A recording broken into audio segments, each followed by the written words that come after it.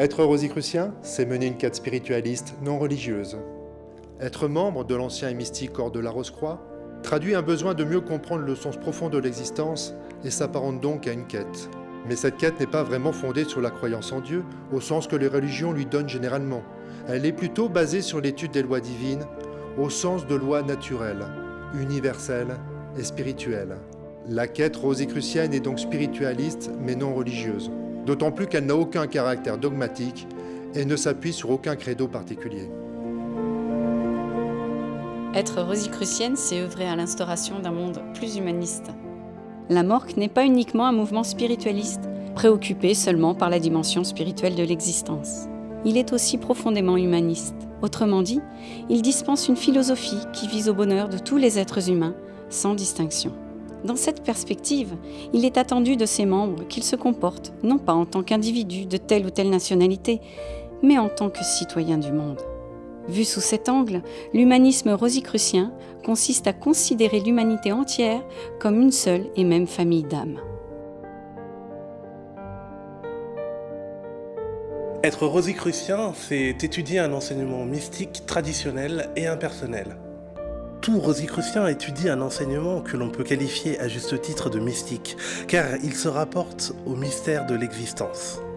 Par ailleurs, il est traditionnel, dans la mesure où il remonte à la plus haute antiquité et prend sa source dans la tradition primordiale.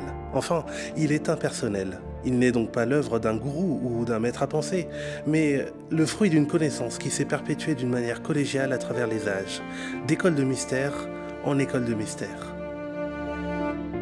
Être rosicrucienne, c'est bénéficier d'une formation initiatique, à la fois écrite et orale. Ce qui fait la valeur et la particularité de l'enseignement rosicrucien, c'est qu'il est initiatique.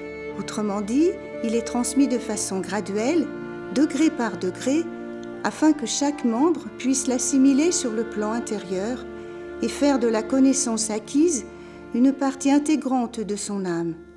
Par ailleurs, cette transmission se fait à la fois par écrit, sous forme de monographie que l'on étudie seul chez soi, et par oral pour ceux qui le souhaitent, sous forme de travaux collectifs tenus dans des loges.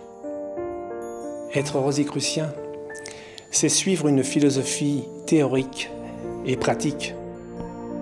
Par définition, la Morque est un mouvement philosophique, en ce sens qu'il cultive l'amour de la sagesse. Définition littérale du mot philosophie.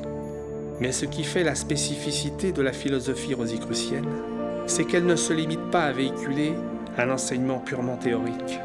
Partant du principe que le but de l'homme est de maîtriser sa vie pour la rendre aussi conforme que possible à ses espérances, elle a un caractère éminemment pratique.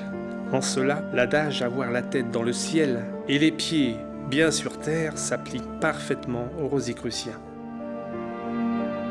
Être rosicrucienne, c'est travailler à sa réalisation intérieure et à son développement personnel. L'enseignement rosicrucien n'a pas pour but d'enrichir le mental au moyen d'un savoir purement intellectuel, auquel cas il n'aurait aucune valeur pratique. Il est plutôt destiné à éveiller les facultés et les qualités de l'âme, cet éveil étant le fondement même de la réalisation intérieure. Parallèlement, il vise au développement personnel de chaque membre dans la mesure où il permet d'exprimer graduellement les talents, les dons, les compétences que tout individu possède nécessairement à l'état latent. Être rosicrucienne, c'est faire partie d'une fraternité mondiale et cosmopolite. La Morque s'étend au monde entier à travers diverses grandes loges, couvrant chacune une juridiction linguistique. Française, allemande, anglaise, italienne, japonaise. Il s'agit donc d'un mouvement international. Par ailleurs, il réunit en son sein des hommes et des femmes de toute nationalité, de toute classe sociale et de toute religion. En cela, il intègre toutes les cultures et constitue une fraternité à la fois mondiale et cosmopolite, représentative de toute l'humanité.